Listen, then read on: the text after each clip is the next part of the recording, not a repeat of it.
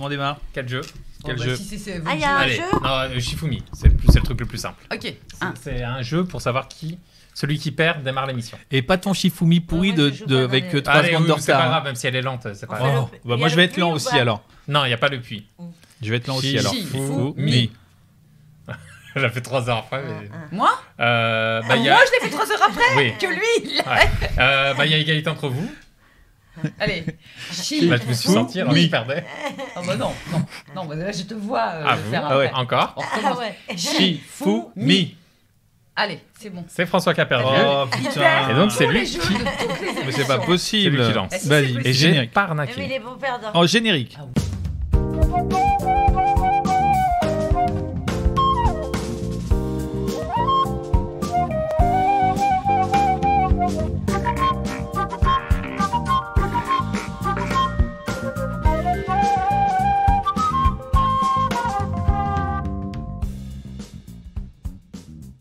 La Fabrique Hey. avec Juliette Arnaud, Ramzi Assadi, François Audouin et aujourd'hui notre invité Douli.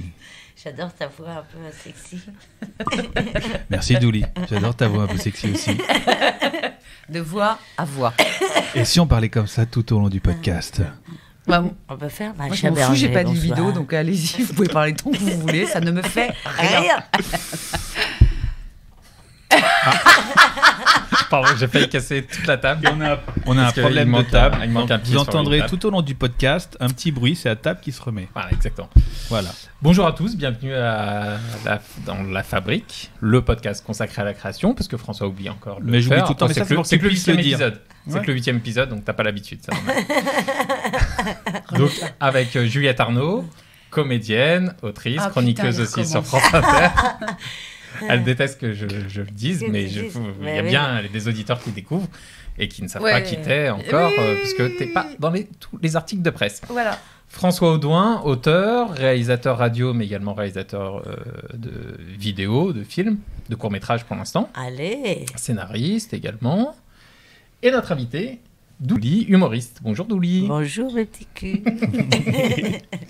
Juliette, Oui, c'est tu toi voulais- qui connais le mieux Douli? Ouais, Ouais. tu voulais poser une question d'entrée. Voilà. Oui, Donc, d'entrée. Alors voilà, il y a quelques années de ça, je vivais dans une grande maison Oui. chez quelqu'un et C'est là je t'ai qu'on vu s'est débarquer. rencontrés. Voilà, je t'ai vu débarquer dans cette maison et je me souviens assez bien de la première fois où tu m'as dit, en gros, j'arrive d'Espagne Ouais.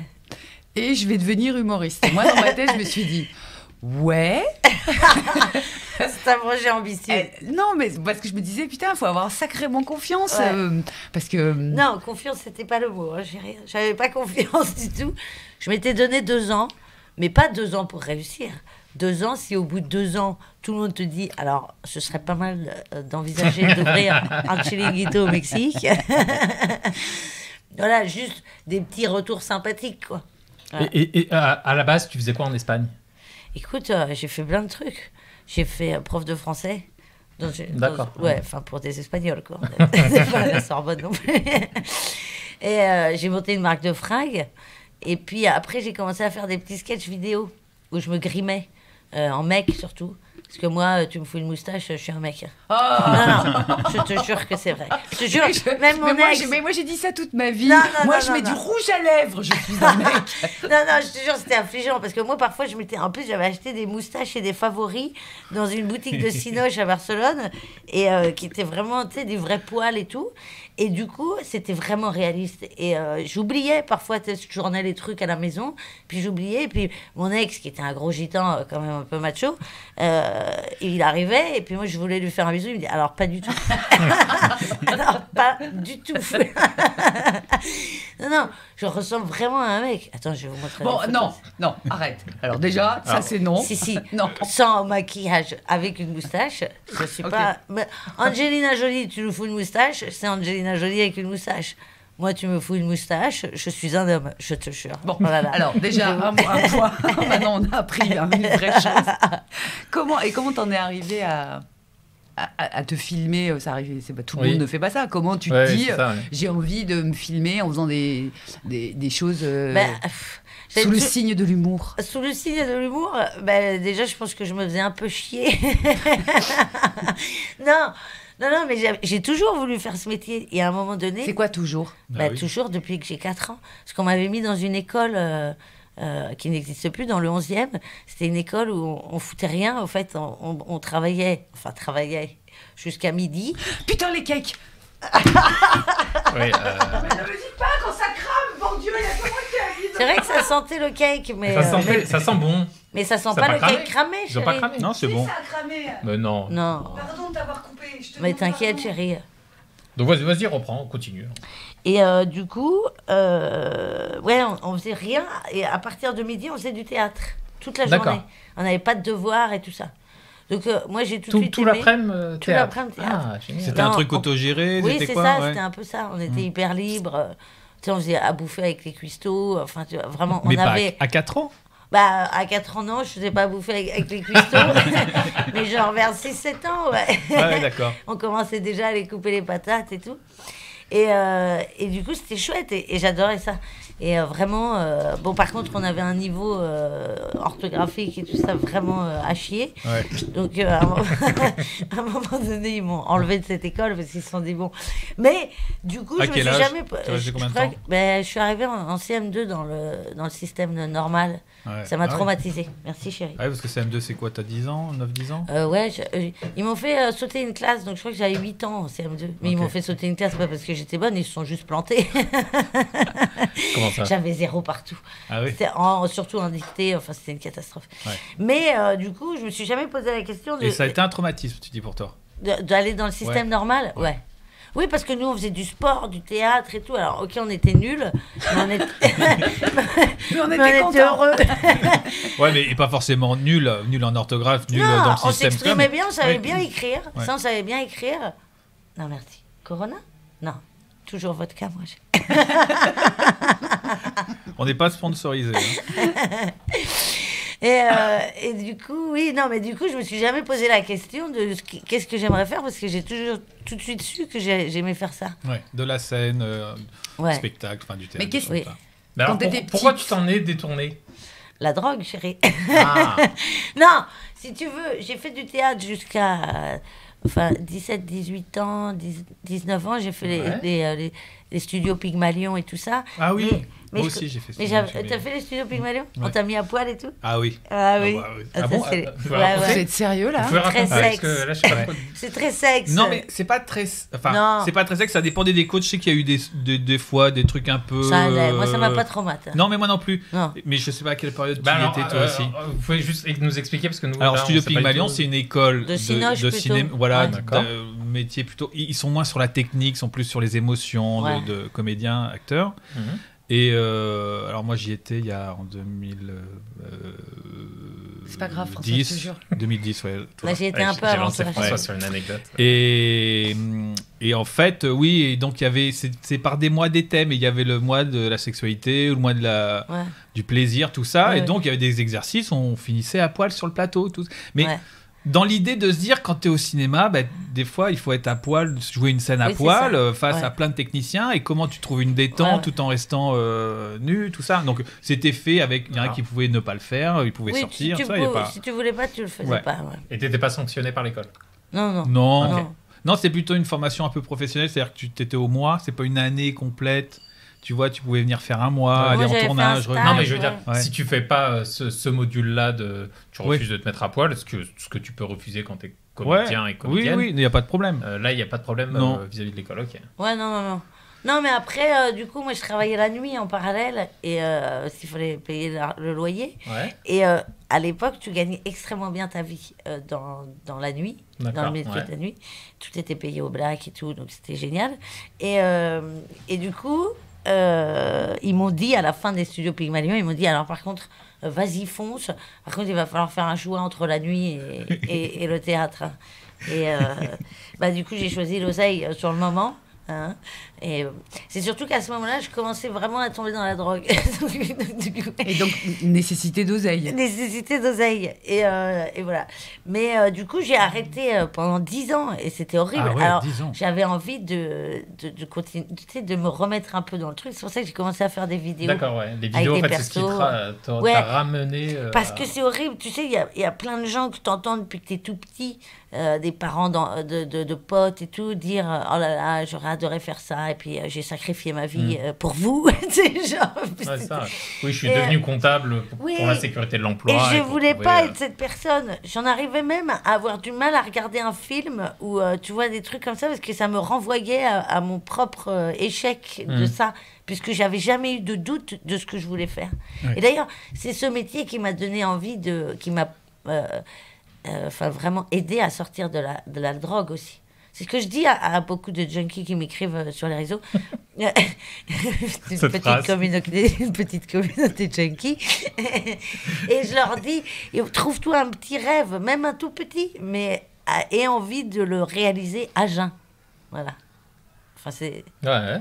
Bah oui. Pour en Non, mais profiter vraiment, quoi. Ce qui est d'un peu rigolo, c'est qu'on sait qu'il y a plein d'acteurs, d'actrices et d'artistes en tout genre, de chanteurs, de nanana, qui sont gavés de drogue. Ouais. Mais qui tombent dans la drogue après. Pas forcément. Ah non. Il y a ok, tout, ouais. il y a Oui. tout. Oui, mais il y a il y a- vraiment il y a toutes les tous les possibilités. Non, Ouais. non, c'est assez ouvert. Hein. D'accord. Oui, et on le sait. Ouais. Et... Bah, moi, si tu veux, ayant vu des photos de moi défoncées, prises comme ça, en soum-soum, j'avais pas spécialement envie de montrer cette image de moi au public, quoi, tu vois. En plus, moi, avec ma maladie, si tu veux, ils m'ont remis, alors que j'avais arrêté l'héro, ils m'ont remis sous tramadol, sous Ah ouais, codéine c'est et tout des ça, parce opiacés, que c'est ouais. le seul, en France, c'est le seul médicament pour enlever les douleurs. Ouais. Donc du coup, quand j'ai commencé ce métier, alors ça se voyait pas forcément, mais les 3 premières années, j'étais déchirée sur scène, quoi. Mais déchirée au tramadol et tout ça. En plus, le tramadol ou les trucs en LP, en libération prolongée, tu sais jamais quand est-ce que ça arrive, l'effet. Donc ça Ah peut oui. arriver au bout d'une demi-heure, au bout d'une heure et demie. Enfin, parfois, j'étais sur scène et il y avait la pièce qui se rétrécissait comme ça, tu sais, parce que t'as les pupilles qui se rétrécissent. Oh, donc putain. ça fait sombre comme ça et tu te manges une vraie montée Ah, de cam, quoi. Parce que c'est exactement la même chose. Hein. On dit, mais c'est le même produit. Hein. Il y en a Et un donc- qui t'achète Porte de la Chapelle, l'autre à la pharmacie. Quoi. Ouais. Mais donc, tu étais sevré de la drogue et on t'en a redonné. Et après, t'as dû te On m'a recevoir ordonné le recevré. légalement. Ouais. Et j'ai arrêté toute seule pendant le premier confinement. Définitivement. Là, vraiment, plus jamais. Quoi. Même si tu m'opères, je dis ne me donnez pas d'antidouleur, ce qui est Ah oui. compliqué. Si tu m'arraches un bras demain, je suis dans la merde. Mais parce que le Doliprane, à un moment donné, a ses limites. Ouais.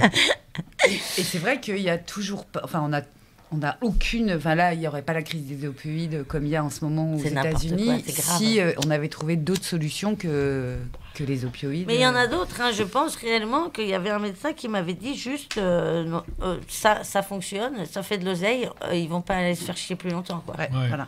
C'est exactement ça l'idée. Hein. Parce que. Oui, mais ça marche par exemple pour la pilule aussi. Ouais. Ou oui, mais il y a des effets secondaires.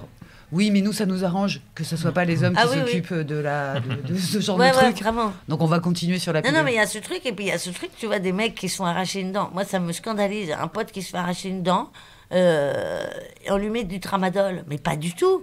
Le tramadol, c'est de l'opium, les gars. Enfin, je veux dire, un Doliprane ou un Advil, ça suffit. Hein. On n'est pas. Tu vois, ils te l'ont pas arraché à vif, là-dedans. Tu vois.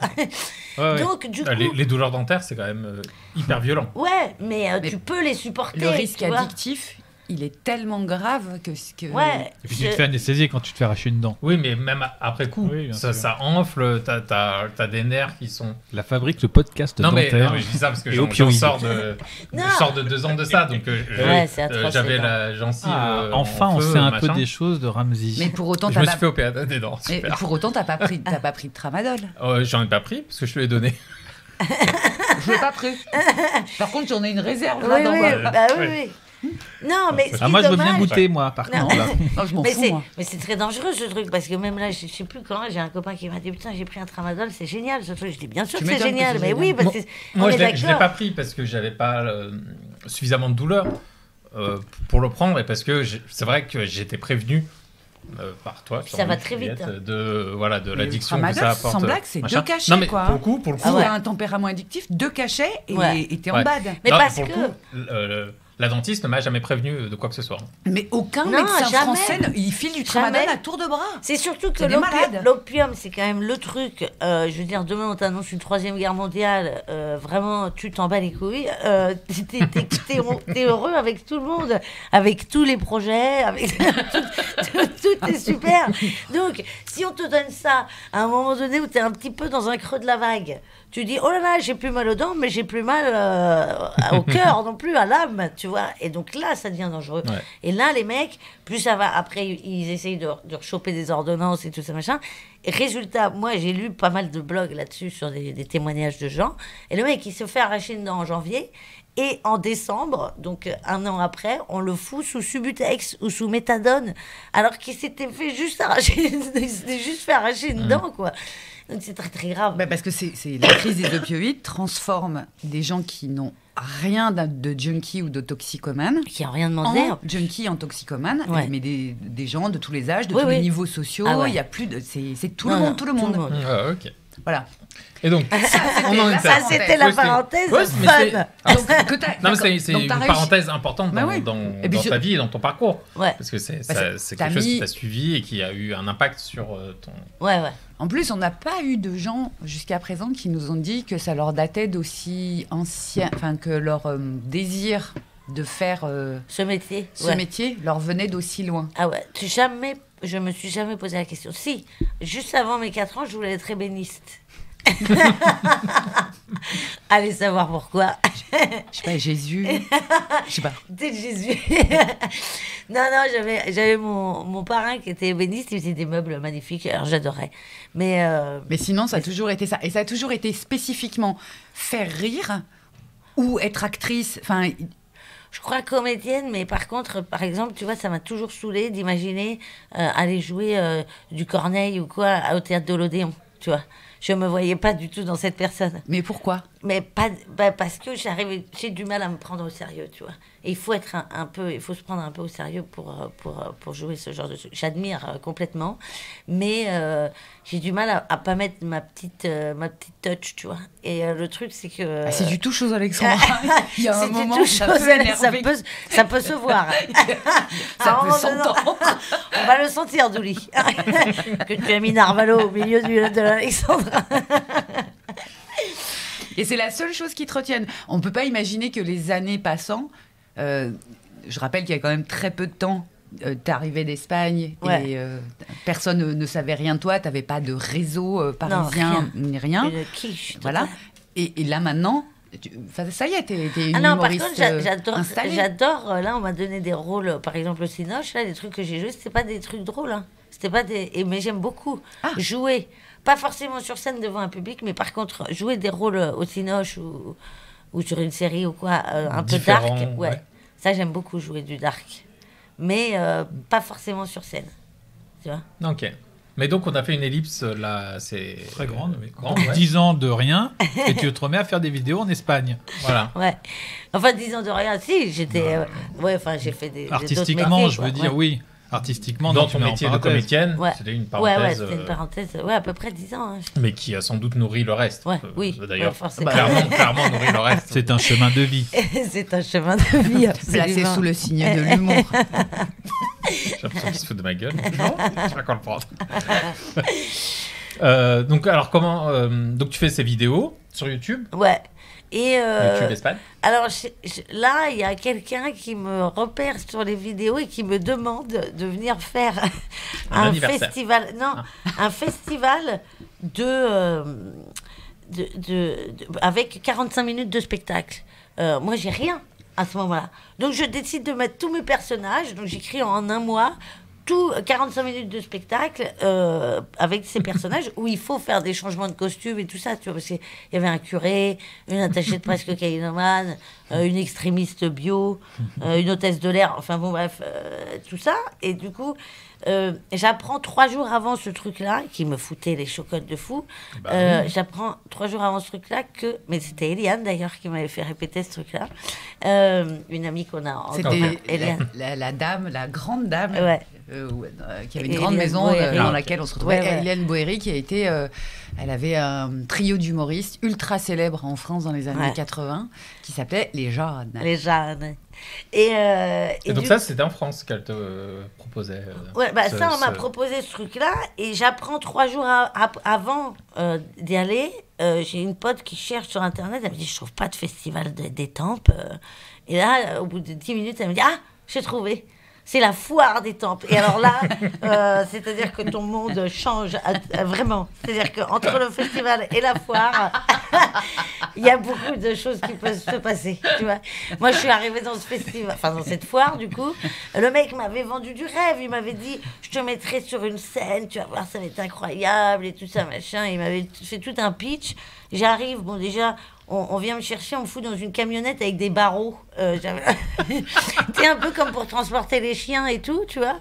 Et là, t'avais tous les déchirés du festival qui étaient « Eh non, Jean-Jean, tu nous ramènes une petite et tout ». J'étais « Oh là là, l'enfer ». J'arrive, mais je vous passe les détails, hein, si c'était un enfer. Ah oui, j'avais un personnage de fée, et le mec m'avait dit de passer dans le festival d'abord pour aller voir avant le show. La foire, tu veux dire. Dans la foire, ouais. Il m'avait dit de passer pour dire venez me voir jouer à 17h. Déguisé en fée. De la retarde, quoi. Voilà, et donc j'étais allée en fée, parce que moi, mon personnage, c'était une fée déchirée qui avait connu tout le monde. Elle avait connu Toutankhamon et tout, elle était là depuis le début. Elle fumait des grosses spliffs et tout. Sauf que là, et en plus, attends, petite parenthèse, j'avais un copain, j'avais accueilli des SDF quand j'avais 16 piges chez moi, et j'avais un des SDF que j'avais pas revu depuis 1000 ans qui m'avait dit « Putain, je viens de voir que tu passes à Étampes, j'ai un squat à côté, est-ce que je peux venir ?» J'ai dit « Bien sûr, tu peux venir, Juju !» Et du coup, Juju arrive, pieds nus, avec des plumes dans la barbe et tout machin, tu sais, avec sa chienne qu'il avait appelée Alcoolémie. Et du coup, moi, je me baladais dans la foire, et il y avait tous les gamins qui venaient me voir parce que j'étais en fée, tu vois. Donc, je savais pas que c'était une fée déchirée, bon. Et il y avait Juju à côté qui était là, Alcoolémie, reviens. C'était un enfer parce que du coup, et le mec de la foire vient me voir, mais il m'avait pas respecté du tout. Tout ce qu'il m'avait demandé, tout ce que je lui avais demandé ou tout ce qu'il m'avait vendu n'était pas là. Et donc il vient me voir et me dit, Douli, est-ce que tu pourrais demander à ton ami d'aller un peu plus loin, Juju, parce qu'il donc. fait, ouais, Juju, parce qu'il fait peur aux enfants. Et le truc, c'est que du coup, je lui dis oui, mais je n'ai jamais demandé à Juju de partir parce que le mec ne m'avait pas respecté. Juju faisait chez personne. Tu vois. Mais c'était un enfer. Je leur avais demandé un paravent. Non, je leur avais demandé un paravent, il m'avait pas mis de paravent, il m'avait dit bah tu peux aller te changer dans la tente là-bas. Sauf que moi, dans les changements de costume, je devais parler en même temps au public pour pas qu'il y ait un blanc quoi, de 10 minutes. Et donc je lui ai dit bah non, ça va pas être possible. Donc là, il m'apporte un paravent ajouré. Je dis mais le but d'un paravent, c'est quand même de cacher la personne, non?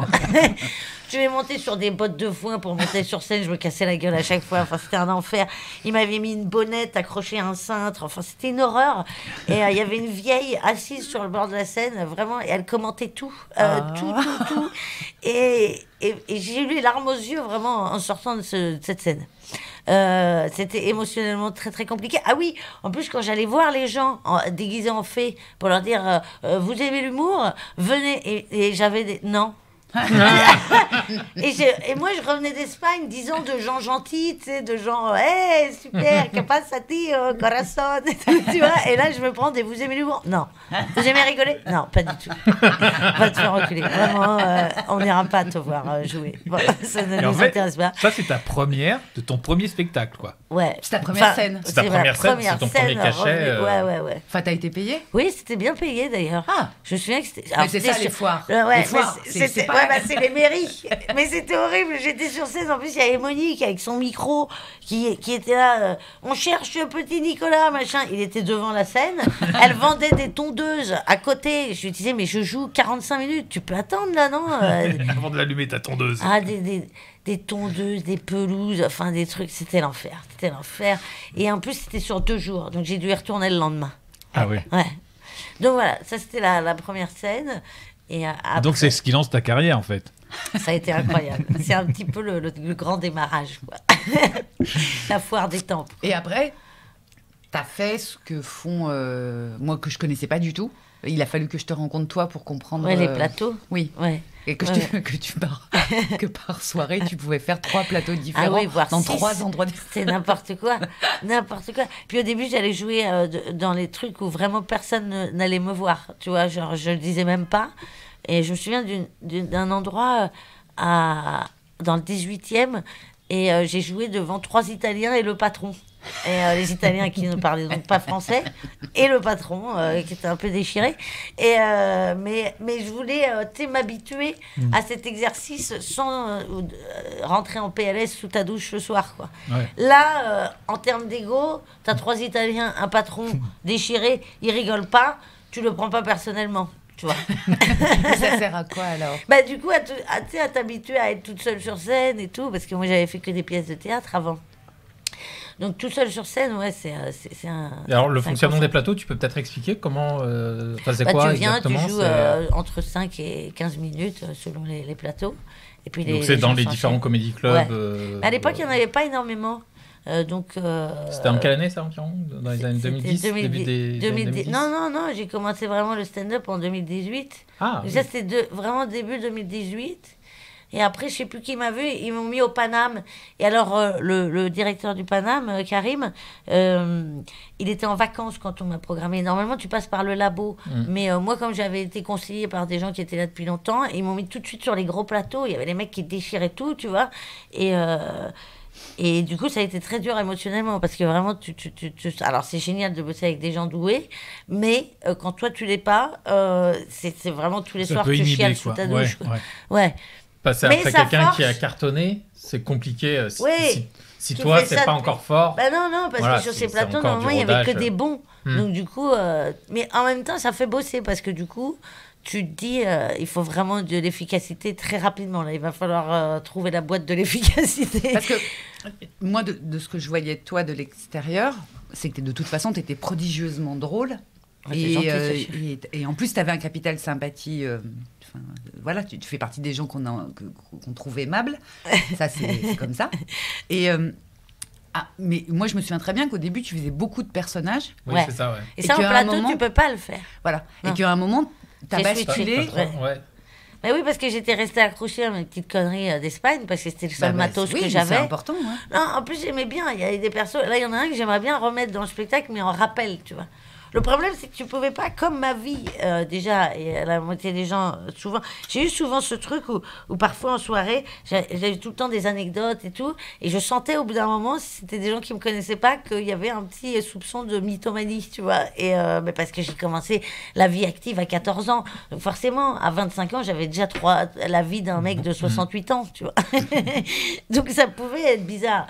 Mais du coup, les trucs vrais que je racontais dans le spectacle en mode stand-up, quand je passais en personnage, du coup, les gens, ils savaient plus si ce que je racontais en stand-up était vrai ou pas. Mais pourquoi Donc, ça les perdait. t'as choisi de basculer dans le stand-up? Alors que t'avais des personnages qui marchaient, Ouais, qui te plaisaient. oui. Pourquoi toi, t'as décidé de... Parce que j'aimais basculer dans bien le la stand-up. discipline. Et puis en plus... La discipline du stand-up. Ouais. C'est-à-dire l'exercice qui consiste à monter sur scène et en Et 5 juste- minutes, retourner une salle. Oui, c'est ça. En plus, tu es vraiment libre. C'est-à-dire que quand tu dois te trimballer en tournée avec tes costumes, à demander à Jean-Jean Régis, qui est dans la salle depuis 58 ans, et qui te dit t'inquiète, je gère, et qui te chie tous les tops, à un moment donné, tu dis bah, on va enlever tout ça, hein, parce que là, vraiment, tu as juste besoin de rien, quoi. Faut juste assurer que le mec, à Il l'autre allume bout la du lumière. monde, il a un micro et qui fonctionne, et c'est réglé, quoi. Ah, donc c'est pour des questions pratiques. Bah non, j'aimais bien la discipline, Ouais. mais en plus de ça, Il y a la question techniquement, c'est plus simple. Et quoi. puis il y a la question de l'économie. Je ne sais plus avec qui on en a déjà parlé, mais le fait que n'importe quoi qui est un tant soit peu théâtral, ça coûte plus cher. Ouais, Et Jamie Lemounière, je pense. Ouais. qu'on a dit. bah, il faut porter, ou sinon tu fais ce que nous on a fait avec Pénélope, c'est-à-dire C'est ça, ouais. tu portes tes décors, tu portes tes costumes, Ouais, tu c'est un laves enfer. tes costumes. C'est un Ah, vous enfer. faisiez ça sur Pénélope? Oui. Mais tout, ça a C'est duré vous des qui années. laviez vos costumes? Vous n'aviez pas un régisseur ou quelqu'un qui... Mais jamais. s'occupait de Enfin, ça les dernières années, quand le spectacle était une grosse réussite et qu'on était dans des beaux théâtres. Mais sinon, jusque, par exemple, au Café de la Gare, enfin non, bien sûr que pas. Non. C'est à nous, les nous qui... décors aussi? Bah, les décors, il fallait qu'on vérifie tout. D'accord. Enfin, c'était Mais c'était pas vous qui qui installait le décor. ouais. Non. Au Café de la Gare, par exemple. Mais par exemple, toutes les Mais au années début. Dans avant, la tournée et tout ça, c'était enfin, toi qui on les installais. portait. Ouais, ouais. on prenait le Oui, c'est un TGV enfer. avec notre bordel sur le dos. Ouais.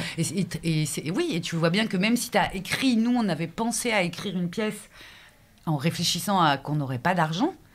Mais quand même, il faut Oui, bien. oui. On avait, Même on trois avait, merdes, on avait c'est 2 chiant. sièges gonflables. Mais il faut encore faut les porter, Ouais. quoi. Il faut aller à la station-service, les gonfler. Pour après Oui, partir de la tout est- station-service tout avec tes est machins écrit, sur la ouais. tête et les amener au théâtre. Enfin, tout Vous n'avez est. pas acheté de gonfleur? Mais ça prenait un temps fou. Ouais. Ça prenait un temps fou. Au bout d'un moment, on a arrêté les gonfleurs. On voulait même les gonfler à la bouche. Bon, il y en a 2 qui se sont évanouis. On a fait bon, allez, station-service. Mais non, Tu vois, mais ce moi- genre de conneries. Mais j'admire les gens qui font. Moi, j'ai jamais foutu un pied à Avignon, et ça ne me fait pas du tout rêver. Mais j'admire les gens qui font ça, quoi, qui viennent lâcher des 20 Ouais, 000 c'est vrai que, balles. par exemple, quand Constance nous parle de ses spectacles, c'est vrai que ça a l'air d'être une tannée, Ah ouais. le Et transport en de tous plus, ces costumes. t'es seul dans le cas de Ouais. Constance. Nous, au Ah, moins, en on plus, était ouais. 3. Donc, on se prenait des fous rires c'est ça, terribles. ouais. Et on se regardait, on se disait, on a bien fait d'arrêter Ouais. nos études. Oui. Vraiment, on a bien fait. Parce que c'est Dans vraiment la une belle situation où réussite. tu portes ton truc gonflable, Ouais, machin, vaut ouais. mieux être avec quelqu'un, au moins vous Voilà, auriez... mais Constance, ma mine, en Mm. plus, oui, elle se fade Ouais. tout ce côté pratique et compliqué. Et en plus, elle est seule. Ouais, ouais. Non, ça c'est Donc vraiment. ça me paraît cohérent ce que Ouais. le switch que fait Dolly. Moi, ce qui me paraît étrange, c'est que tu nous dis et je te crois, hein, moi j'y connais rien, qu'entre 2018 et maintenant, le nombre de pas de café-théâtre justement, de comédie club a explosé. A explosé juste avant le. Non, Confinement. juste. Alors, avant le confinement, t'en as quelques-uns qui ont ouvert. Enfin, t'en as 2. Je crois que t'as le Barbès et le Sarfati. Si je dis pas de conneries. Et après, ça a été l'explosion, quoi. Le Fridge, le Joke, il y en a beaucoup, beaucoup, beaucoup. Avant, en fait, ce qui était souvent le cas, quand j'ai commencé, bon, tu avais le Paname, qui était vraiment l'endroit où on était tous là tous les jours.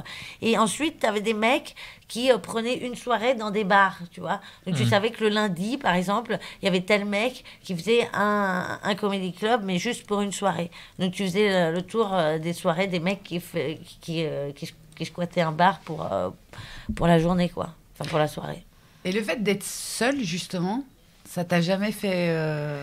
Si, alors c'est vrai que si c'est chiant. Ouais. Ouais. Oui, si. Bah, quand tu pars en tournée tout seul, là, par exemple, là j'ai un régisseur, là, c'est quand même exceptionnel. Il est cool et tout en plus, et vraiment, ça change la vie, quoi. Parce que quand tu es tout seul comme ça, avant ton spectacle, dans une espèce de loge avec n'en des est pas néons, une. qui n'en est pas une, avec des néons, une chaise en plastique, et que tu es là comme ça à attendre, avec des gens en plus au début qui ont un petit peu leur carte d'abonné. Si tu veux, ils ne savent pas du tout ce qu'ils viennent voir. Et en vrai, il y a des endroits où le stand-up n'était pas encore trop arrivé à la mode. Et du coup, ils étaient très déçus de ne pas voir une perruque ou un costume, quoi. Ouais. Donc, c'est vraiment toi qui vas nous parler de toi pendant 1 heure, là, avec un micro. Oh là là, les moments de solitude, putain. Non, ça, c'est violent. Et c'est vrai que tu te sens très seul dans ces métiers. Stand-up, tu t'es seul, quoi. Je veux dire, t'es tout le temps entouré, mais t'es très seul, quoi. Oui, sur les pièces de théâtre et tout, c'est vrai que les petits fous rires sur scène et tout, tu vois, les petits trucs avant de monter sur scène, après, c'est quand même chouette, ça. Bah, c'est-à-dire que les vents, tu les partages, quoi. Ouais, c'est ça. Ouais, parce que... Ah bah là, j'ai testé un passage où je voulais tout neuf. C'était aux soirées première fois d'Yacine Bellous.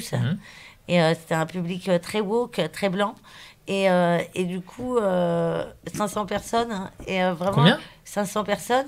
Et tu testes vraiment. 500 personnes, C'est le but de la soirée, c'est de tester Ouais. un truc que tu n'as jamais fait devant personne. Ouais, mais je pensais pas que c'était devant 500 personnes.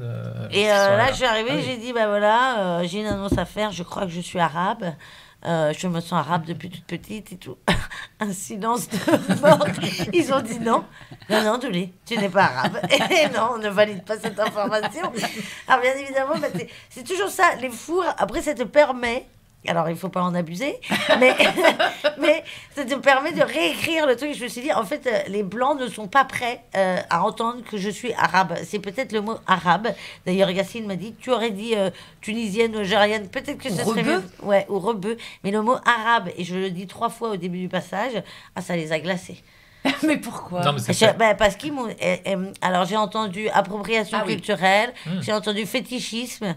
Non, mais c'est le même truc que Clémentine Sélarié, Qu'est-ce qu'elle avait qui a dit il y a, je sais plus, il y a un mois, moi je me sens, je suis noir, je me sens noir. Mais sauf que les gens lui ont dit, oui, mais sauf que ça c'est bien de te sentir noir ou machin. Mais en fait, tu ne sais pas ce que c'est d'être noir 24 heures sur 24. Oui. Et c'est pas la même chose de dire oui, mais je ressens les mêmes choses. Bah non, parce qu'en fait, quand t'es noir ou là, quand t'es arabe, bah en fait, les discriminations que tu subis au quotidien, moi, tu vois, typiquement les discriminations que moi j'ai à l'entrée de Radio France. Et que je n'ai pas. Que toi, tu n'as pas et que François non plus n'a pas. Et ben, moi, je les ai tous les jours, donc je suis obligé d'en faire plus. Donc, non, mais je pense que peut-être que le public aussi l'a senti comme ça, ce truc-là. Si tu me dis que c'est un public woke, machin. Oui, mais parce que moi, j'avais écrit à la base pour le Marrakech du Rire qui a été annulé. Et du coup, je savais que en disant ça devant des rebeux, le fait de dire je suis c'est ça, ça allait les faire marrer, tu vois. Parce qu'on voit bien que je ne le suis pas. C'est ça. Mais le décalage n'a pas été perçu et ils se sont dit, ah bah non. Là... Il y a eu un truc de premier degré qui est passé. Mais c'est le mot vraiment arabe. Parce qu'en plus, après, je te dis que j'ai toujours traîné en djellaba, que j'adore la musique orientale. Voilà, ça a commencé à rire un peu quand je dis que je peux pas faire les you-you. Du coup, je suis dégoûtée, vous avez fait you-you. On est plus sur un didgeridoo, quoi. Mais oui, il y avait plein de trucs. Et après, ça partait dans d'autres trucs, tu vois. Le fait d'être toujours attiré par les rebeux et tout ça, tu vois, d'avoir ce truc vraiment... très, très attiré par la culture rebeu, quoi, tu vois. Mais tu l'expliques comment, toi, dans ton cas? Ben, je sais pas. Peut-être. Mon père, il a des origines iraniennes, mais ça n'a rien à voir parce que c'est des Perses, mais c'est pas pareil. Mais j'ai toujours eu ce truc d'attirance, même physique, vers tous les Méditerranéens, quoi. D'ailleurs, c'est ce que je disais dans le passage. Je dis, enfin, tout ce qui est de l'autre côté de la Méditerranée ou de l'autre côté du périph', quoi. Je fais pas de discrimination, quoi. Moi, Grèce, Portugal, Jordanie, enfin, tu vois, tout ce qui est basané, plus, quoi. Tu vois. Jean-Michel avec son petit pull autour du cou ne me fait pas rêver. Voilà. Ni Benoît. Et Jean-Luc non plus. Et donc tu dis, par exemple, quand tu fais les soirées où tu fais 4 comédie clubs dans la soirée, est-ce que tu fais à chaque fois le même passage dans les 4? Ça dépend, parce que 4 fois le même passage. Bon, au début, quand tu commences, oui, tu fais le même passage. Tu fais le même et tu essayes de rectifier entre 2 passages. Oui. Ça se passe comment? Tu peux faire ça. Ouais. Parce que en plus, t'as quand même pas mal de collègues sympas qui sont là depuis plus longtemps que toi et qui te disent, bah là, ça, si tu le mets comme ça, ça fonctionnera mieux. Ah, mais ça, c'est cool. Ça, c'est chouette, ouais. Il y a vraiment... il y a de la bienveillance. Moi, en tout cas, j'ai eu de la bienveillance. Mes collègues ont toujours été bienveillants avec ça. Ah, c'est chouette. Ouais. Oui, j'ai plein de potes qui m'ont... Et tu vois les effets, par exemple, je sais pas, il te dit ça, tu le testes dans le prochain Comedy Club et tu vois l'effet tout de suite. Ouais. Ok. Après, il y a toujours la chance du débutant. Donc la première fois que tu fais putain, c'est génial. Et puis le lendemain, tu fais bah non, c'était pas si chouette que ça. Mais tu vois, par exemple, pour revenir au truc rebeu ou Renoir et tout ça, moi j'avais une vanne à un moment donné alors c'était drôle parce que les Renois étaient morts de rire dans la salle. Quand il y avait que des blancs, ça riait pas. Et quand il y avait des blancs et des Renois, et ben les blancs regardaient les Renois pour savoir s'ils avaient le droit de rire. La vanne, c'était que c'était plus difficile de trouver du taf quand t'avais l'air bourré que quand t'étais Renois. Parce que du coup, il n'y avait pas de quota éthylique dans les entreprises, tu vois. Et du coup, et c'est pas du tout raciste, quoi. Au contraire, tu vois, c'est genre, vous en chiez, moi aussi, quoi, tu vois. Et je me souviens, je crois que c'est un des rares commentaires YouTube que je suis allée voir dans ma vie parce qu'il m'a suffisamment traumatisée. Il était passé sur, je sais plus quel réseau, ce truc-là, il avait été filmé. Et il y avait quelqu'un qui avait commenté décidément, le racisme n'est pas fini en France. En plus, tout le monde rigole. On dirait une réunion néo-nazie. Et j'ai dit, allez, j'arrête de regarder tout ça. Hein pour mon bien. Ouais. Et oui, parce que, bon, après, quand tu vas voir les profils des gens qui te bousillent sur les réseaux, finalement, t'étais pas si surpris que ça. Mais c'est toujours douloureux. C'est dingue parce que tu peux voir 1000 commentaires de « je t'aime, marie-toi avec moi » et tout, et tu vois un « nul » et c'est celui-là que tu retiens. C'est terrible. Et alors, si ça peut te rassurer, il n'y a personne qui est au-dessus de ça. Et c'est pour ça qu'il ne faut pas aller les voir. Non, faut jamais. Moi, je ne vais jamais voir les commentaires. Enfin, c'est très rare. Faut pas. En ce moment, on peut aller voir certains commentaires, mais c'est autre chose. En ce moment, on a un peu le droit. En ce moment, il y a des petites pépites. Il y a une petite régalade de bonne nuit. Ça n'a rien à voir. Et donc, on n'a pas parlé du coup de l'écriture, parce que comment t'écris? Comment ton premier, par exemple le premier passage, en fait, je savais qu'on prenait pour... Sur la partie stand-up. Hein, sur la partie stand-up. Mais parce qu'au début, quand j'ai commencé, vraiment, c'est-à-dire qu'il y avait un silence de mort pendant au moins 1 minute 30, ce qui est extrêmement long. Quand tu dis, on va faire 1 minute de silence pour machin... pour déjà, ça ne dure jamais vraiment 1 minute. C'est très long. Ça dure 45 secondes. Oui. Donc, déjà, au bout de 45 secondes, tu trouves ça atroce. Donc moi, j'avais vraiment ce truc. Et en fait... Je pensais que sur scène, ça se voyait pas tant que ça, parce que j'avais des réflexions dans la vie et tout ça, mais je me disais, sur scène, je fais quand même un effort, j'articule et tout, pas du tout. Et en fait, il m'était arrivé plusieurs trucs sur mes passages à Paris, parce qu'au début, j'habitais encore en Espagne, donc je faisais des petits allers-retours, et j'avais eu un mec à Pigalle, à qui je cherchais une salle de concert, j'étais à la bourre et tout ça, donc je lui demande, je l'arrête, il était en scout, il était complètement torché, et je lui dis, c'est où la rue machin, et il me dit, vu que je suis dans le même état que toi, ça risque d'être compliqué. J'ai eu celle-là. 2 jours après, je monte dans un taxi, je lui dis, bonsoir, je lui donne mon adresse, juste mon adresse, je me tais.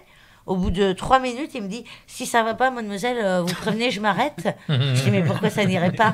Enfin, tu vois. Et après, j'ai eu le bus où je me suis trompée de bus. Je suis montée dans le 96 au lieu du 69. Et je me suis rendu compte qu'il n'y avait personne. J'ai inversé les chiffres. Il était 10h du mat. 10h du mat, putain. Et il n'y avait personne dans le bus. Donc, je vais voir le mec. Et je me rends compte qu'il ne prend pas le bon chemin, tu vois. Donc, je lui dis, je suis désolée, est-ce que je peux descendre maintenant? Je me suis trompée, je suis fatiguée. Il me regarde vraiment avec dédain. Et il me dit, oui, enfin, pas que fatiguée, apparemment. Et je me suis dit, putain, il faut que j'en parle, c'est pas possible. Et donc, mon premier passage, c'était vraiment sur le fait que j'étais pas bourrée. Parce que, et c'est là que je me suis rendu, mais ça continue encore, hein. C'est-à-dire que hier, j'ai joué 2 fois au Madame Sarfati. Je sais que je suis obligée de le dire, parce que je leur raconte 2-3 conneries au début, et il n'y a aucune réaction. Alors maintenant, j'en joue, tu vois, parce que je sais très bien que la finalité, quand je vais leur dire que je ne suis pas bourrée, ils vont être soulagés. Mais c'est du soulagement, ça n'est pas un rire de blague. Dire je ne suis pas bourrée, ce n'est pas une blague en soi. Le rire est la résultante de la gêne qu'il y a eu avant, tu vois. Et de ça, merci, elle n'est pas bourrée. De toute façon, les premières minutes, il y a une forme de jugement, on juge la personne. Sauf quand ça y est, tu commences à jouer que devant un public qui est acquis et qui te connaît. Ouais. Mais après, tu as un autre type de problème, c'est que justement, tu joues devant un public de gens qui sont acquis, et donc ça n'a plus aucun intérêt. C'est dangereux, ça. Ouais. Il y a plein de gens qui ont arrêté de faire ça, justement parce que c'est insupportable de jouer devant une salle qui t'est acquise. Ouais. Sur la longueur, c'est insupportable. Tu n'as aucun plaisir. Puisque tu sais que, en fait, même quand tu es un peu mauvais... Mais là, en plus, j'ai essayé pour le passage de Montreux de cette année, parce que tous mes passages Montreux commençaient par « je suis pas bourré ». Donc, à un moment donné, si tu cliques 2 secondes, tu te dis « attends, c'est encore le même passage ». Donc, j'ai demandé à ce qu'on m'annonce... en n'étant pas bourré, j'y ai pensé dans le train en allant à Montreux, parce que je n'avais pas de solution, parce qu'on a essayé avec des collègues qui faisaient Montreux sur le même plateau que moi cette année-là. Ils étaient au fond de la salle. J'ai essayé de faire le même passage. J'avais 2 passages dans la soirée, sans le dire, four de 2 minutes, en le disant, tout va bien. Et quand je suis sortie de scène, ils m'ont dit, t'es condamné. T'es condamné, mais oh là là, je suis allée m'inscrire au cercle de la forme, genre Basic Fit, voilà. J'y vais là il y a 3 semaines, donc j'y vais en tenue de sport, avec cette tête là. Enfin, je veux dire, il y a un moment donné, il y a pas de, j'ai pas fumé un pet avant ou quoi que ce soit, rien. eh ben, ils nous ont vraiment pas respectés. Enfin, il y avait un côté de jugement, tu vois, et on savait pas pourquoi. On s'est dit, oh bah, ils ont juste un caractère de merde, voilà, c'est tout. On va quand même y aller parce que ça a l'air sympa. Donc, je m'inscris et tout. Et le copain avec qui je me suis inscrite, il est retourné pour la validation de l'inscription. Et la nana lui a demandé, et elle a dit, alors, dites-moi juste un truc avec Douli. Vous étiez déchiré la première fois que vous êtes venu pour l'inscription. Et j'ai dit, mais c'est quand même dingue. Enfin, je veux dire, je suis en jogging. Enfin, je veux dire, à un moment donné, c'est pas possible, quoi. Et je lui ai redemandé, quand j'y suis retournée, je lui ai dit, tu croyais vraiment? Elle m'a dit, on a failli pas vous accepter. T'imagines les bâtons dans les roues que ça aurait pu me mettre si j'avais choisi un autre métier? Parce qu'en fait, personne ne m'aurait pris. Ah, mais personne. Jamais. Ouais. Même Yacine, la première fois que je suis allée le voir pour faire les premières fois, il m'a avoué, quand on est devenus copains au bout d'1 an, qu'il croyait que j'étais déchirée quand je suis allée le voir la première fois. Et il m'a embauché. C'est peut-être le seul métier où on t'embauche quand t'arrives déchirée. Et c'est fou, hein. Mais moi, je m'en rends pas compte parce que les gens qui me connaissent l'entendent plus trop ce truc. Non, au bout d'un moment, on s'habitue en fait. Mais moi, je l'ai jamais pensé. Par contre, c'est ça qui m'inquiète un peu, c'est que dès la première fois où je t'ai vu, j'ai jamais pensé que t'étais ou ivre ou drogué. Il y a deux, trois personnes comme toi, chérie, mais ils sont rares. Hein. On doit être des gros candides. Je sais pas de quoi ça Toi, relève. tu l'as rencontrée d'abord ou tu la connaissais d'avant? Non, je l'ai rencontrée. Un soir, je suis rentrée dans le salon de la maison où je vivais et elle était là. Et jamais je me suis dit, cette fille est déchirée, cette fille a bu, cette fille... Ouais. Jamais. C'est elle qui m'en a parlé, qui m'a raconté ce qui lui arrivait avec des taxis, des trucs comme ça et tout ça. Et je me suis dit, mais ça doit être parce qu'elle a des yeux des grands yeux, et donc les yeux très clairs, très rapidement, ça peut faire... Et puis moi, je parle très proche des gens, alors peut-être ça peut faire... Mais bon, l'élocution... Non, mais c'est l'élocution, surtout. Oui, c'est surtout l'élocution. Et donc, on voit que tu es capable de raconter des histoires, les histoires qui te sont arrivées très facilement. Mais comment tu procèdes sur l'écriture? Parce que est-ce que tu te mets à écrire d'une traite, tu te mets à écrire l'histoire et elle fonctionne? Est-ce que toi, est-ce que c'est laborieux? Est-ce que... Il y a des fois des sujets que j'aimerais aborder, mais qui sont quasiment impossibles de rendre drôles. J'avais essayé une chronique France Inter comme ça, mais c'était très dur de ne pas tomber dans le pathos ou dans le... tu sais, un peu genre moralisateur ou des trucs comme ça. Mais c'était quoi le sujet?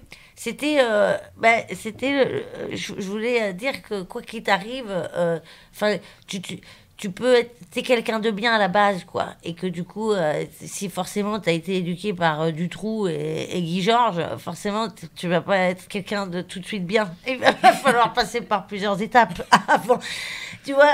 En fait, tout dépend du contexte, mais qu'il faut juger personne parce que vraiment, il y a tellement de parcours de vie et tout, et que du coup, il y a vraiment... tu peux être un enculé et devenir bon à un moment donné, quoi.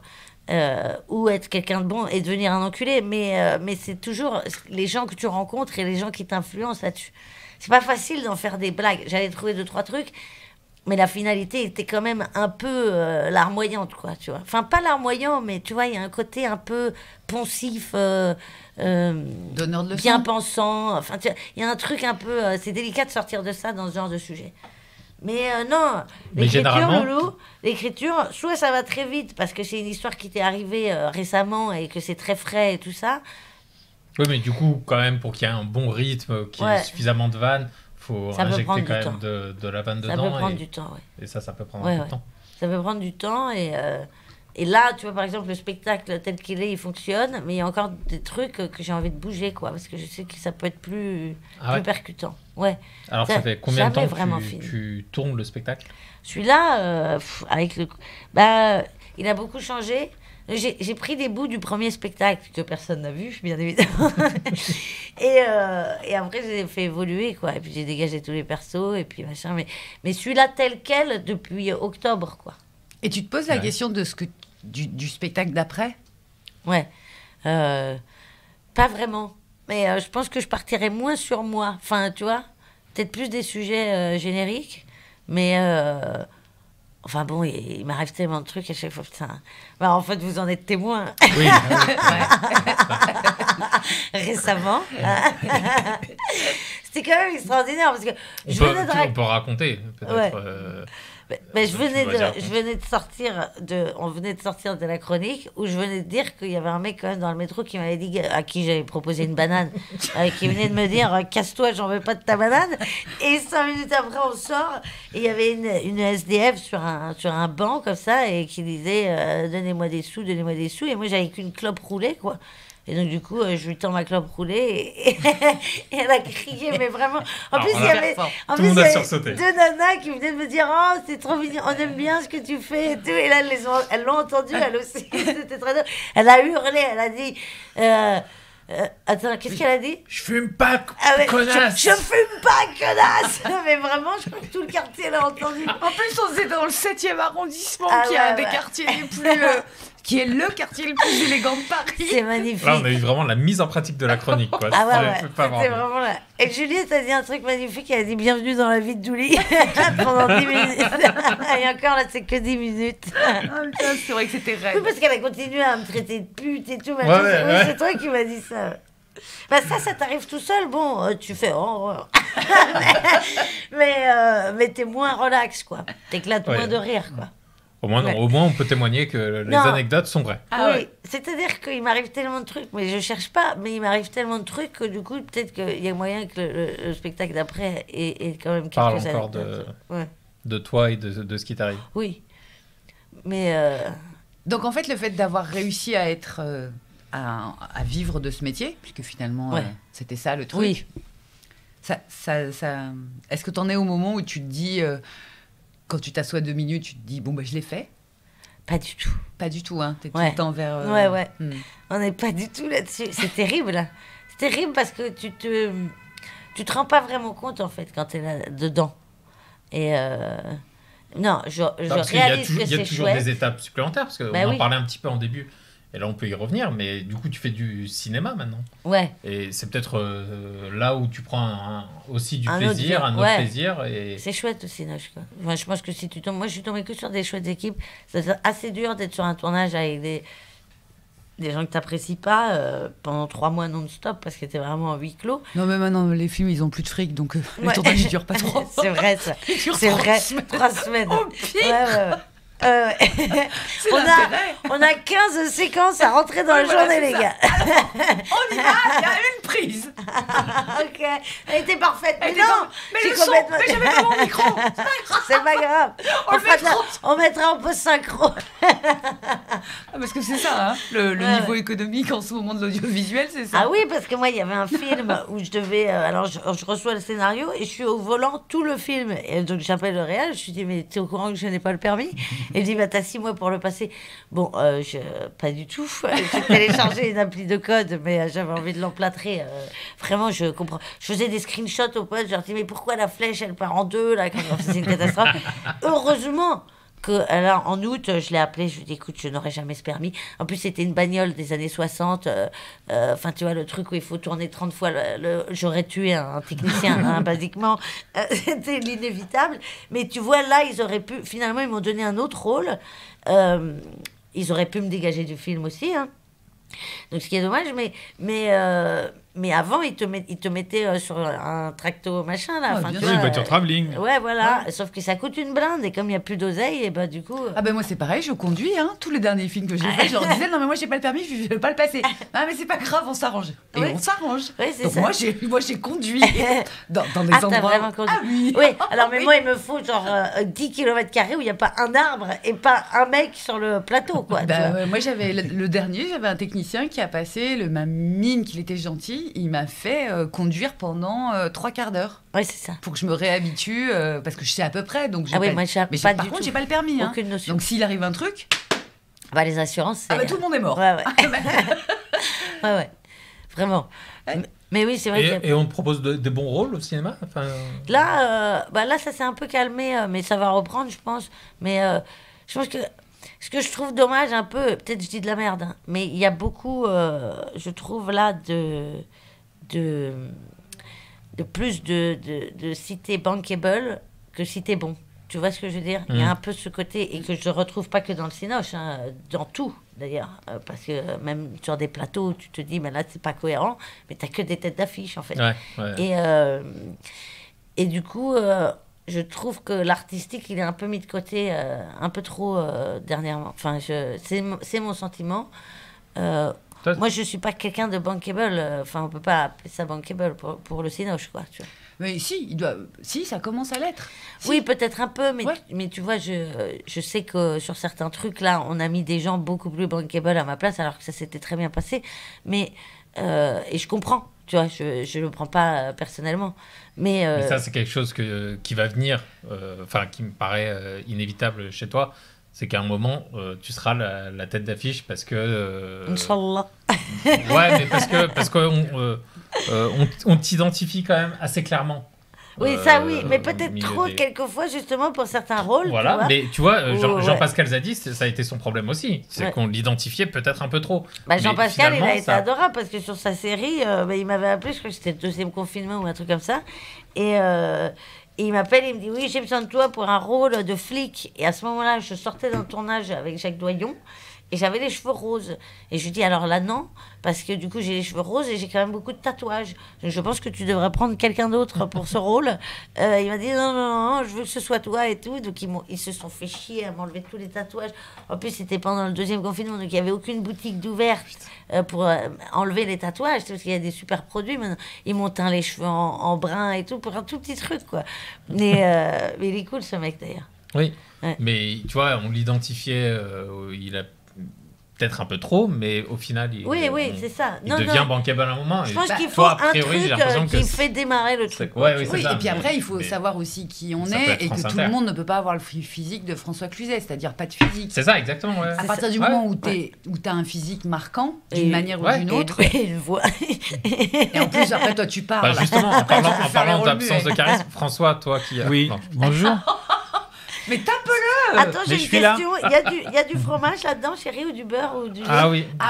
Ah, donc je vous le laisse. Ça, peut-être, j'ai le droit. Oui. C'est des madeleines sans rien? Sans rien, je crois. Ah, génial. Oui, parce que... non, mais c'est moi la relou. La noix de coco, tu le digères? Ouais. Tu veux que je te fasse une petite assiette? Non. Mais j'ai un dalle aux lentilles, je te fais une petite assiette. Non, c'est très bien ça, chérie. Okay. Un petit goûter. D'accord. Attends, ça fait du bruit. Non, c'est pas grave, hein, t'inquiète. Non, je les rien. Tu débrouilleras? Non, c'est Ramzi qui réalise. C'est moi le réalisateur. Tu débrouilles. Toi, François, on parlait tout à l'heure des acteurs bankable, tout ça. Oui. Tu disais que tu parles de moi, là? Non, justement. Toi, t'as fait pas mal de casting. Est-ce que t'as souffert? Ouais. Tu en as fait quelques-uns, non? Un petit peu, oui. Oui, bon. Est-ce que t'as souffert de ça, justement, de pas être, de pas être quelqu'un de connu, de pas... Est-ce que j'ai souffert de pas être quelqu'un de connu? C'est violent quand même comme question. Non, c'est pas violent. Non, mais c'est parce que c'est existentiel. Autant c'est souvent un connard, on me dit, mais là vraiment, je dois pas être trop violent. Non, mais c'est pas. Mais je comprends ce que tu veux dire. En fait. J'ai pas dit d'être mauvais. Hein. Non, mais j'ai bien compris. Pourtant, je le pense. Je sais, enfoiré. Non, mais en fait, moi, j'ai fait des castings à un moment où j'étais un peu en construction de comédien. Il y avait des choses où j'étais un peu fragile. Donc, ça va se terminer quand cette construction? Je sais pas. Qu'est-ce que tu appelles construction de comédien? Eh ben, tu vois, à l'époque où j'étais à Pygmalion, ou un peu après, et où en fait je voulais travailler, donc j'avais un agent parce que j'avais fait mon court-métrage. Et j'avais un agent et en fait j'étais avant réalisateur avant d'être comédien. D'accord. Et en fait il m'a... Et dans ton court-métrage tu t'es pas donné un rôle? Si j'ai un caméo quoi. Oui, mais comme c'était mon premier, non, je voulais me concentrer sur la réal parce que c'est difficile. Bien, je trouve ça toujours un peu gênant quand les gens réalisent et se donnent le rôle principal. Ouais. Après non, parce que j'ai pu m'écrire des choses où je m'écrivais le rôle principal, tu vois. Oui, mais ça me gêne. Ouais. D'accord, bon, ok. Mais en fait, non, c'est que j'ai fait des castings à un moment où en fait j'allais sur des trucs où en fait je voulais pas y aller, j'étais pas à ma place, sans me la péter ou quoi, mais c'était des pubs, des téléfilms, et en fait je me sentais pas bien. J'y allais parce que mon agent me le proposait, donc par courtoisie et tout ça. Ouais. Mais et puis pour apprendre aussi. Oui, parce pour que apprendre. Parfois, parce que ouais. Pour moi, l'exercice du casting est très dur. Le casting, c'est un exercice super compliqué. Moi, c'est quelque chose qui m'intéresse parce que je suis très très loin de ça. Comment vous vivez ce moment? Vous pouvez raconter un peu? C'est quoi le... Humiliant. Ouais. Non, ça s'arrête d'être humiliant. Ouais, ça s'arrête d'être dur le jour où tu... Alors moi, tu décides ce de que j'ai le compris sortir, sur mon truc, c'est le jour où j'ai pigé, parce que moi, j'ai casté des gens. Ouais. Et j'ai choisi. Et je me suis rendu compte ce qui dictait mes choix et que c'était pas, par exemple, je voyais passer 15 comédiennes pour un rôle et je me rendais compte que je ne choisissais pas la meilleure.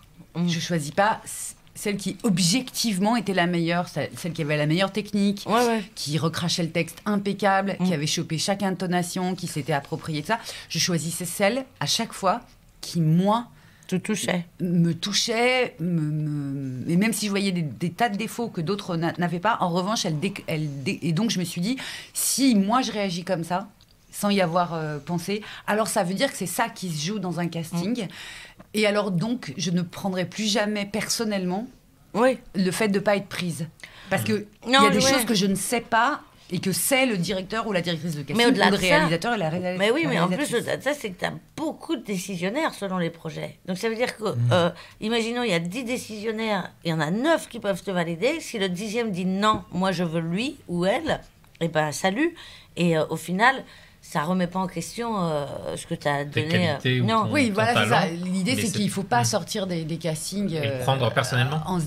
Oui, même quand t'en rates, je sais pas, t'en as raté combien J'en ai raté plein. Moi aussi. Non, quand t'en raté. Moi, je sais même plus combien j'en ai raté. Moi non plus. C'est la majorité. Vous arrivez quand même à vous détacher de ça? Oui. Moi, depuis que j'ai compris ce truc. D'accord. Et qui m'est arrivé il y a quand même longtemps, je m'en fous complètement.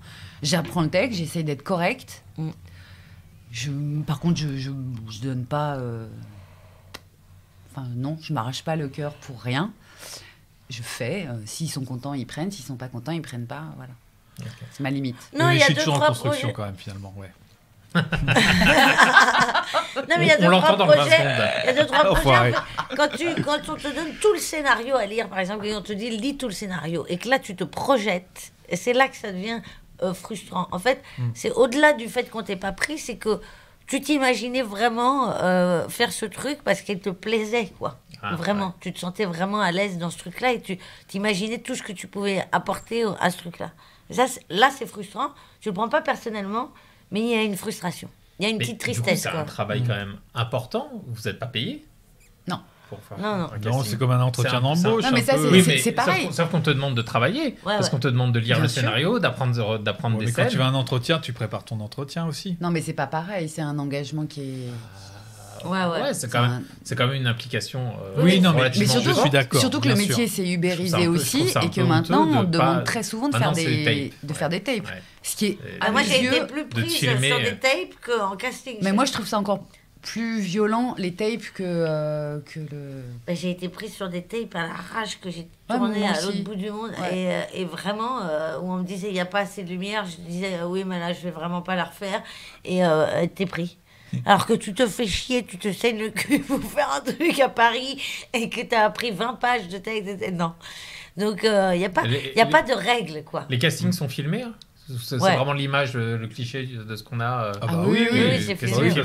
Et en général, évidemment, ils te font passer une scène où il y a plein de trucs que tu ne peux pas faire, c'est-à-dire une porte qui s'ouvre, une porte qui se ferme, etc. Avec quelqu'un qui te donne, dans le meilleur des cas, tu as quelqu'un qui te donne à peu près bien la réplique. Tu peux avoir aussi... C'est de mieux en mieux, j'ai l'impression. Ils prennent quand même des gens qui te donnent, qui interprètent un peu avec toi. Ouais. Mais qu'est-ce que tu entends par des choses qu'on ne peut pas faire? Ouvrir une porte. C'est-à-dire ou dans la scène, tu fais la cuisine. Et ben, voilà. donc il n'y a rien. Il n'y a pas de cuisine. Donc, tu n'as rien. Tu es là, tu sais tu dois mimer, quoi. C'est un time up. Et donc, c'est un truc... Mime Marceau. Être dans n'importe quelle scène, en gros, tu as... n'importe quelle scène que tu peux imaginer dans un film, par exemple, en général, les gens sont en train de faire quelque chose. Ils sont en train, je sais pas, de faire à manger. Ils sont en train de marcher. Ils s'assoient et ils discutent avec quelqu'un et ils boivent un coca en même temps. Là, tu dois tout imaginer. Tu ne sais pas quoi faire de ton corps. Tout à coup, tu te dis, bon, les bras, ça sert à rien. Je vais les mettre comme ça. C'est vrai que les bras, c'est un truc chiant. Vraiment, les bras, ça sert à rien en casting. Si on pouvait démonter les bras, on pourrait démonter les bras pour le casting. Ce genre de truc, c'est très et voilà. Moi, j'aime pas le mime. Et tu te retrouves à faire du mime et c'est odieux. Je déteste le mime. Ouais. Voilà. Ou alors, attends, j'ai eu aussi ça pas mal, de genre, t'apprends 3 scènes et t'arrives, on te dit, non, mais on va plutôt faire celle-là que tu découvres. Et tu te dis, bon, bah, très bien. Et est-ce que c'est pour te piéger? Est-ce que c'est non, pour... non. Alors, parfois, tu vois, la dernière fois, je crois ils trouvaient plus les scènes. Ils les avaient pas sur papier. Ils ont dit, bah, du coup, on va faire celle-là, c'est très bien. Mais du coup, vraiment, pour le coup, bah, t'arrives à blanc, quoi. Ouais. Mais toi, tu l'as pas, la scène? Non, enfin, tu la lis, du coup. Non, mais celle que tu devais faire. Ah non, ils te la font pas faire, du coup. Ouais. Mais toi, tu l'as... Mais toi, tu pouvais la faire, non? Tu l'avais fait. Bah non, parce qu'ils n'ont pas, ils ont pas la réplique. Ah oui. Et oui. Ils n'ont pas de photocopieuse pour photocopier ton texte à toi, évidemment. Non, c'est arrivé. Et après, il y a un autre truc qui est super énervant, c'est que la Douli, elle commence à avoir des images d'elle, d'elle en train de jouer, et pour autant, elle continue à passer des castings, et donc il y a forcément un moment où tu te dis, mais c'est pas compliqué de savoir comment je joue. Est-ce que je donne à l'image? Mais tu sais que c'était... Vas-y. Donc il y a un truc qui est un peu humiliant aussi dans le fait de te dire, je sais pas, tu vois à peu sauf près si c'est un rôle qui est vraiment différent de toi. Là, d'accord. Ouais, mais c'est jamais un rôle vraiment... Là, on m'a fait passer des trucs improbables et que j'ai trouvé super, d'ailleurs, des procureurs, des machins, des trucs, j'ai trouvé ça génial. Mais... Merde, j'ai oublié ce que je voulais dire. Mais c'est vrai que oui, ça c'est... Mais ça, le problème de ce que tu dis, Juliette, c'est qu'en fait, du coup, on va te proposer que des rôles types pour toi. Par exemple, toi, tu me disais qu'on te proposait que des rôles de maîtresse ou de femme trompée, je sais plus. Non, de maîtresse. De maîtresse, voilà. Grâce à Dieu, j'avais pas la femme trompée. Mais voilà, avec cette façon de faire, et si tu t'évites le casting... Un joli trait particulier. Si. Ça t'intéresse pas, tu me dis. Pardon. Non. Si t'esquives... Pardon, si t'évites l'étape du casting, on va te proposer que les rôles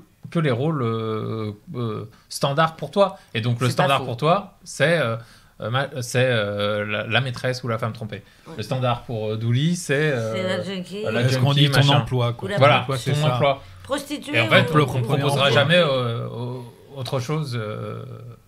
Oui, mais... Il faut vraiment que la personne se dise, j'ai vu en elle la petite étincelle du truc. Il ne faut pas être... comment on dit, susceptible. Parce que souvent, les mecs, dans le scénar, ils n'ont pas encore vraiment identifié le personnage. Donc, tu as la description. Il n'a même pas de nom, ton perso.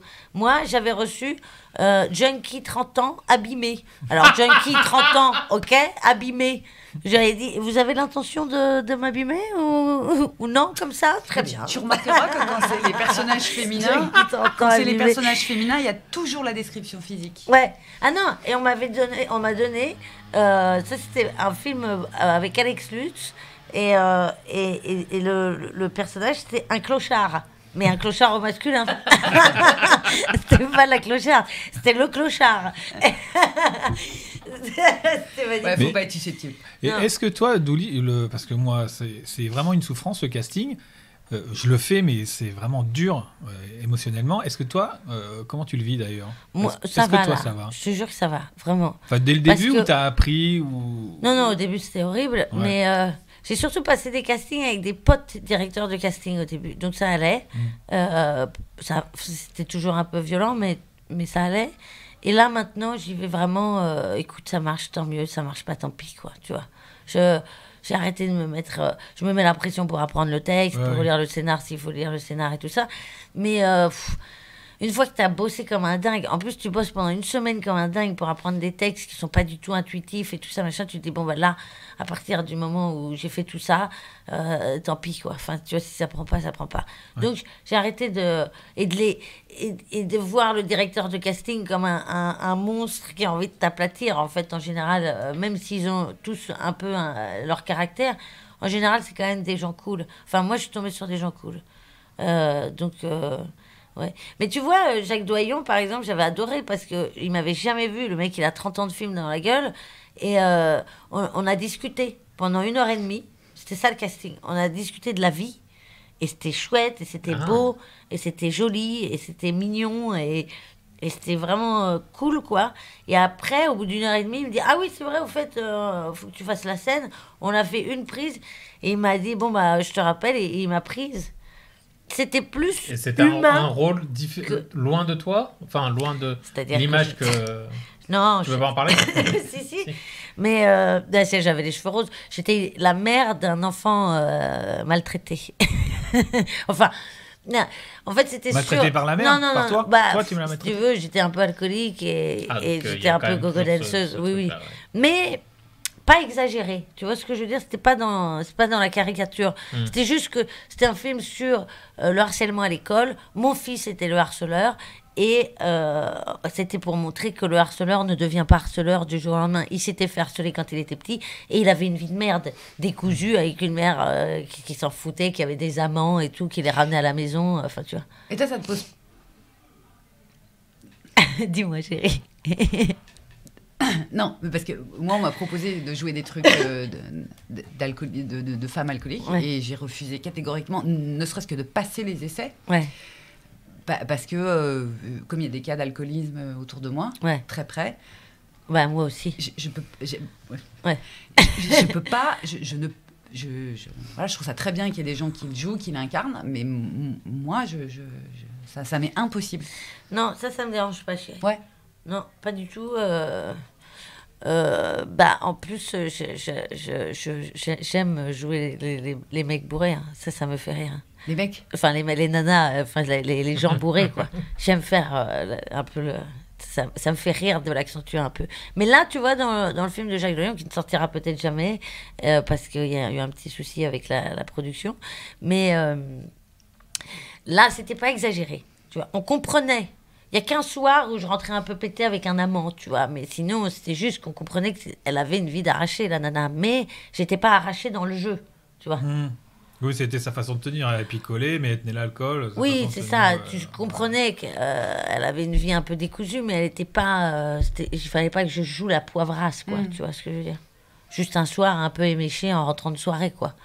Mais pas démesurément, quoi. C'était pas au fond d'un caniveau, quoi. Et ben c'est là-dessus qu'on va s'arrêter. C'est vrai? Ouais. Ça va vite, hein. Ça va vite, hein, putain. Merci. J'aurais pu rester longtemps avec vous, comme ça. Douli, on te retrouve donc sur France Inter au moins jusqu'en juin. Ouais. Pour nous raconter. Advienne que pourra. On te retrouve sur scène aussi. Tu joues où? Au Trianon, à partir du 1er novembre. Ah, super. Ouais. Il faut la remplir, cette salle. Ah là, avec la fabrique, ça va remplir. Ouais. C'est une belle salle. Malade. C'est une belle salle. Je suis allée la voir. Je me suis assise sur tous les sièges pour savoir, même celui qui a payé sa place, pour savoir s'il était quand même bien installé. Ah oui, moi, j'ai horreur de ça. J'ai fait, je sais plus quel... Forestier. Le spectacle de Forestier, mais je sais plus dans quelle salle. Renaissance. Peut-être, ouais. Et vraiment... ils auraient mieux fait de nous mettre à la cafette avec l'audio, quoi, parce qu'on voit strictement rien. Non, c'est pour ça. C'est précisé, visibilité réduite, mais tu te dis réduit, pas... Non, j'ai fait tous les sièges de la salle. J'ai fait tous les sièges de la salle jusqu'en haut, et j'ai vu où est-ce que je pouvais pas aller pour respecter le mec qui avait quand même mis 25 balles, tu vois. Bon, bah... Alors, raison plus pour y aller. C'est un super bel endroit, le Trianon. Ouais, il est chouette. Je voulais faire les Bouffes du Nord, mais j'ai pas eu le temps de les visiter. Donc, pardon, chérie, je t'ai coupé. Vas-y. Non, mais le Trianon, c'est canon. Ouais. Oh, c'est joli ça, le Trianon, c'est canon. C'est pas fait exprès, c'est pour ça. Merci Lily, merci Juliette, merci François, et merci à toutes et à tous. Merci Juliette. Merci François, merci Juju. Merci Ramzi. Et à bientôt pour un prochain épisode. À bientôt. Salut.